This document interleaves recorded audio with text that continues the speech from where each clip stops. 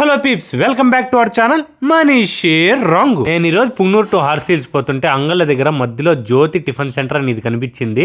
ఇక్కడైతే బండి ఆపాను. దీని పక్కన ఇంకా ఇలాంటి టిఫిన్ సెంటర్స్ 3-4 ఉన్నాయి, కానీ ఇక్కడే ఎక్కువ మంది జనాలు ఉన్నారు. ఏముందా అని కనుక్కుందామని ఇక్కడైతే ఆపాను. ఫస్ట్ అయితే 2 ఇడ్లీ 1 వడ చెప్పేసానా. ఇక్కడ దానికి ఇచ్చిన చట్నీస్ అయితే హైలైట్. గట్టి చట్నీ ఇచ్చినాడు, మామూలుగా లేదు అసలు.